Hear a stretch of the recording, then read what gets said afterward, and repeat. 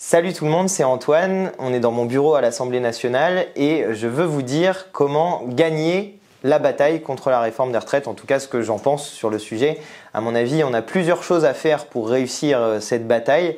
C'est ce dont je veux vous parler dans cette vidéo. On commence sans plus attendre. Allez, c'est parti.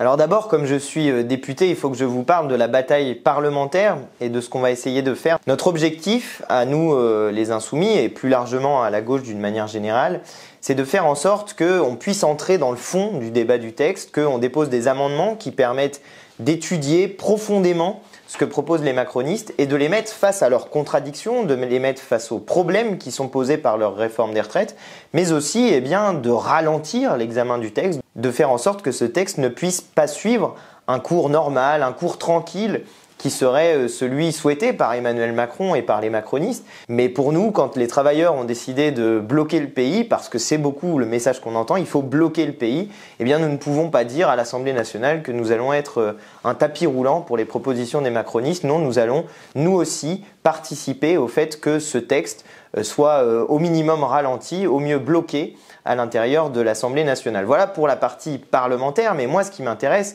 c'est la partie citoyenne, disons, la partie mobilisation sociale et mouvement social qui, à mon avis, est le seul moyen réellement de bloquer cette réforme des retraites. Vous l'avez vu, il y a d'ores et déjà plusieurs journées de mobilisation qui sont appelées. Il y a d'abord le jeudi 19 janvier. C'est une manifestation, une grève qui est appelée par les organisations syndicales et d'après les informations que j'ai, on en est à plus de 200 manifestations qui sont organisées dans le pays, c'est-à-dire plus d'une par département dans notre pays, et un taux de grévistes annoncé dans ce mouvement social qui est l'un des plus importants sans doute de l'histoire de notre pays. En tout cas, d'après les premiers échos qu'on a, on est vraiment sur des taux très élevés de gens qui souhaitent participer à la grève, et y compris de gens qui d'habitude n'entrent pas dans les mobilisations sociales, qui d'habitude ne participent pas forcément aux grèves, et qui là ont envie de se mobiliser. Alors il y a une raison pour laquelle ce mouvement est très fort, c'est d'abord parce qu'il y a une unité syndicale. Et c'est vrai que d'habitude, les syndicats sont souvent un peu divisés sur ce qu'il faut faire face à des textes de loi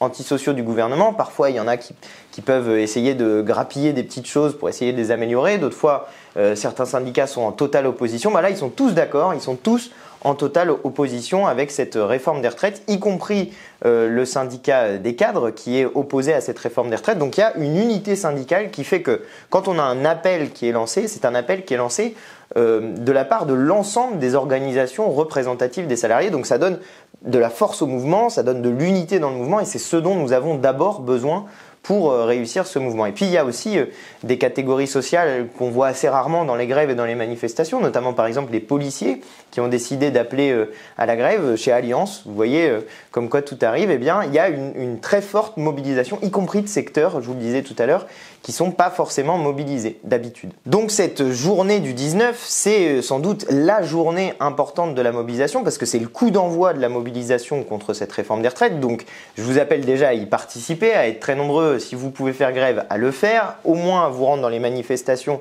si vous en avez la possibilité, parce que c'est le premier test et c'est sur ça que ensuite le gouvernement va évaluer le rapport de force, et on a tout intérêt à commencer avec un rapport de force très fort pour nous justement. Autre point qui semble indispensable pour faire en sorte qu'on bloque ce projet de réforme des retraites, c'est qu'il y ait une mobilisation qui s'étende dans la durée. Et d'ores et déjà, il y a plusieurs organisations syndicales, ici ou là, ou de branches, ou locales, qui appellent à poursuivre la grève après le 19 janvier et donc à bloquer une partie de l'économie. Car c'est évidemment le moyen de bloquer cette réforme des retraites, c'est de faire en sorte que les intérêts économiques du grand patronat soient touchés, et que donc, du fait qu'ils sont touchés, les grands patrons eux-mêmes finissent par demander à Macron de retirer son projet en disant écoute là Manu ça va plus, tout ça nous coûte beaucoup trop d'argent, ok d'accord c'est indispensable la réforme des retraites, mais toi comme moi on sait que c'est pas si indispensable que ça et que on verra plus tard, mais là vraiment ça commence à peser très fort sur notre portefeuille.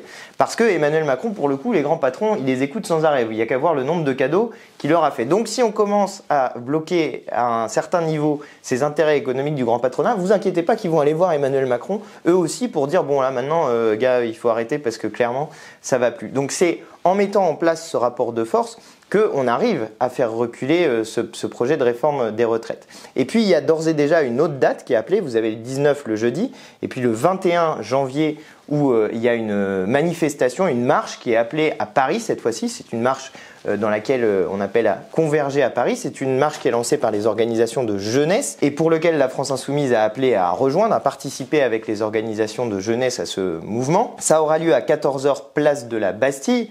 Et pour, pareil, réussir cette marche, réussir cette mobilisation, eh bien, il faut qu'il y ait une mobilisation très générale. On doit faire une grande marche, une grande mobilisation pour montrer, là encore, la force du peuple dans la rue et pour mettre en place ce rapport de force. Et moi, j'appelle celles et ceux qui, notamment, habitent en région parisienne, à venir à cette marche, à se mobiliser, à prendre les transports en commun. Vous allez voir, il y a plein de gens qui organisent des départs collectifs d'ailleurs, autour de, en général, midi, 13h, parce qu'on essaye de prévoir un peu large avec le fait que potentiellement il peut y avoir des grèves qui durent jusqu'au samedi 21 janvier. Mais moi, je vous appelle vraiment à participer, parce que si on mettait toute l'Île-de-France à Paris ce jour-là, vous pouvez être sûr que ça impressionnerait très largement le gouvernement et qu'il réfléchirait à deux fois avant d'avancer sur ce projet de réforme des retraites. Là, on a une occasion rêvée de faire participer, pour le coup, celles et ceux qui ne peuvent pas forcément entrer dans la grève. Là, c'est un samedi. Le jour a été choisi par les organisations de jeunesse pour permettre justement à un certain nombre de gens, d'abord aux jeunes d'ailleurs, de se mobiliser sans, par exemple, rater les cours et de permettre aux travailleuses et aux travailleurs de venir sans forcément perdre une journée de salaire. Justement, il faut se saisir de cette date comme il faut se saisir de celle du 19 pour être unis dans la lutte et être très nombreux dans la rue pour montrer notre force. Et puis juste après, vous avez une autre mobilisation qui est cette fois-ci un peu différente de la réforme des retraites, qui est une mobilisation des artisans. Et c'est le point sur lequel je veux venir. C'est le lundi 23 janvier et c'est également à Paris. Et j'y participerai d'ailleurs aux côtés des boulangers, notamment des artisans qui ont des problèmes à payer leurs factures. Pourquoi je vous dis qu'il faut y participer, y compris si je suis en train de parler de la réforme des retraites? C'est parce que cette réforme des retraites, elle n'arrive pas n'importe quand. Elle arrive dans un moment de tension sociale, de colère sociale qui est extrêmement forte et qui est due au fait à la fois que les salaires stagnent, que les prix, eux, en revanche, augmentent et que dans le même temps, le gouvernement est en train de distribuer des cadeaux fiscaux aux grandes entreprises avec, encore une fois, dans le budget qui a été passé par 49.3, un énorme cadeau fiscal aux entreprises de 8 milliards d'euros avec la suppression de la CVAE, cotisation sur la valeur ajoutée des entreprises, c'est un peu technique, mais ils ont fait un cadeau de 8 milliards d'euros et là, ils viennent nous tamponner avec la réforme des retraites en nous disant qu'il en manque 12 milliards. Les cocos, vous faites pas votre réforme avec les 8 milliards, boum, c'est ça de gagner, et vous payez les femmes comme les hommes, ça fait 5 milliards de plus, vous avez déjà 13 milliards qui vous arrivent dans les poches. Donc vous voyez, s'il s'agit de trouver de l'argent, il est tout à fait possible d'en trouver. Alors moi, cette marche du 23, je vous appelle à y participer, même si c'est un lundi, donc c'est pas forcément très facile. Si vous le pouvez, en tout cas, je vous invite à y participer, parce que elle permet de mettre sur le devant de la scène une des questions qui est une des questions centrales du moment, une des questions sociales centrales du moment, qui est la question de l'augmentation des prix qui touche les artisans, mais pas seulement les artisans, qui touche l'ensemble des salariés. Et ça permet de faire le lien entre plusieurs sujets, parce que vous avez d'un côté la question de la réforme de la retraite à 64 ans, texte qu'il faut repousser, qu'il faut rejeter, et de l'autre côté la question de l'augmentation des prix et de la stagnation des salaires. Sauf que précisément la stagnation des salaires, c'est un problème pour le financement de la retraite. Si vous augmentez les salaires, vous augmentez au passage le niveau des cotisations qui sont payées et donc vous améliorez le financement de la retraite. Et par ailleurs, si on augmente les salaires, on pourrait aussi penser à une légère augmentation des cotisations qui soit moins rapide que l'augmentation des salaires et qui permette de financer encore davantage le système de retraite pour notamment baisser l'âge de départ en retraite on peut faire les deux, augmenter les retraites de celles et ceux qui sont d'ores et déjà à la retraite. Donc vous voyez, c'est des questions qui sont liées. La question des retraites et la question des salaires, c'est au final une seule et même question qui est la question du partage à la fois de la richesse et du partage du temps de travail. Partage de la richesse parce qu'il faut que celles et ceux qui ont beaucoup accumulé dans les dernières années partagent avec l'augmentation des salaires. Et il y a notamment un chiffre qui a été rendu public par Oxfam qui est abominable, qui est que les plus riches de notre pays, les milliardaires de notre pays ont accumulé au cours des 2 dernières années, je crois que c'est 189 milliards d'euros supplémentaires et c'est l'équivalent exact de l'ensemble de toutes les factures énergétiques du pays. Vous voyez le rapport entre les deux et Oxfam donne ce chiffre qui est incroyable.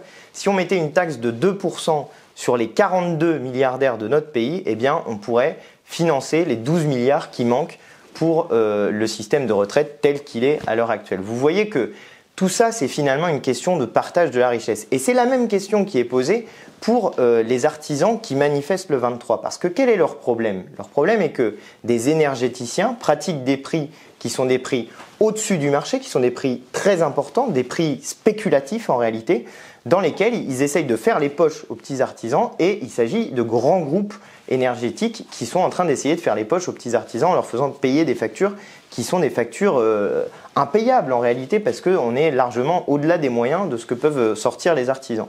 Et vous voyez, ça aussi c'est une seule et même question. C'est la question de la fixation des prix par les grands groupes capitalistes. Et justement, eh bien là, il pourrait y avoir une décision de l'État qui serait prise de blocage des prix, de faire en sorte qu'on empêche les énergéticiens et d'autres entreprises, les pétroliers c'est pareil, de pratiquer des tarifs qui mènent à des super profits. Donc ma question de départ était comment on fait pour gagner cette bataille contre la réforme des retraites? Et bien justement, moi je pense qu'on peut la gagner en essayant d'unifier l'ensemble de ces mouvements qui posent une seule et même question au final, qui est la question du partage de la richesse. Parce qu'on ne peut pas tolérer qu'on nous dise à nous qu'on doit payer 12 milliards d'euros d'économie sur le système de retraite en partant 2 ans plus tard au travail, mais qu'on ne demande jamais rien aux ultra-riches qui s'en sont mis plein les poches, et qui s'en sont mis plein les poches, j'insiste, sur notre dos à tous. Donc c'est, encore une fois, une question de partage de la richesse, du temps de travail qui est posé. Et donc si on est unis dans la lutte, quelles que soient nos origines, nos métiers,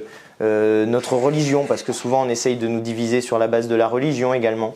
Eh bien, si on est unis dans la lutte, 1 contre la réforme des retraites, 2 contre l'inflation, 3 pour l'augmentation des salaires, on peut obtenir des victoires et on peut faire reculer Macron. Faire reculer Macron d'abord sur la réforme des retraites, c'est le premier point qu'on peut gagner, mais ensuite continuer la lutte de toute façon, quoi qu'il arrive, pour essayer d'obtenir plus, pour essayer d'obtenir l'augmentation des salaires, pour essayer d'obtenir le blocage des prix, bref, pour essayer d'obtenir ce que, au final, nous sommes en train d'essayer d'obtenir, c'est-à-dire un partage de la richesse. J'insiste sur cette expression.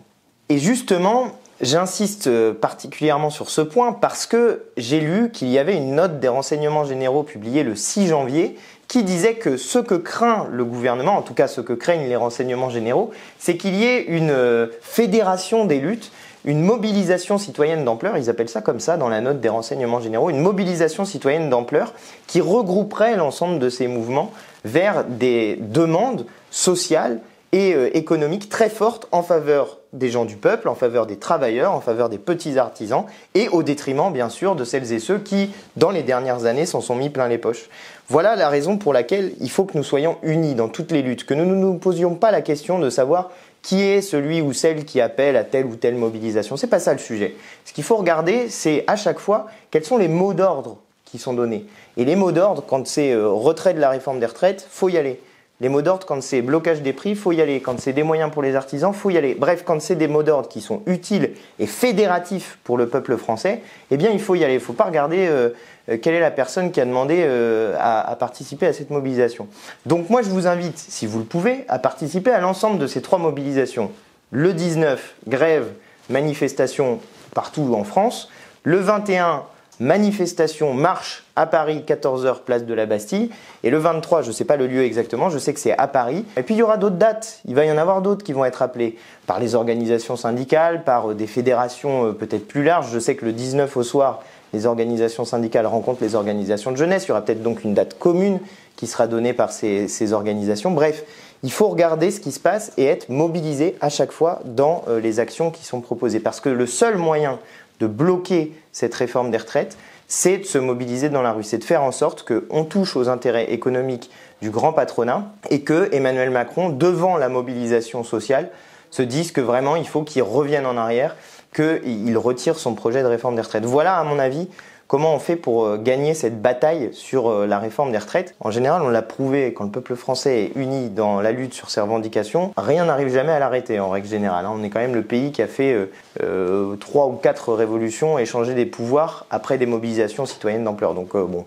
Par ailleurs, on a déjà fait retirer des réformes des retraites par la mobilisation. En 95, celle de Juppé, et puis on l'oublie aussi parce qu'ensuite il y a eu le Covid, mais celle de 2019 que voulait faire Emmanuel Macron, on a aussi réussi à l'en empêcher, donc c'est bien la preuve que même Emmanuel Macron qui se prétend invincible, eh bien, il peut être battu par le peuple quand il se mobilise. Voilà ce que je voulais vous dire, voilà ce à quoi je voulais vous appeler à participer. 19, 21, 23, il faut être unis dans la lutte et dans la rue.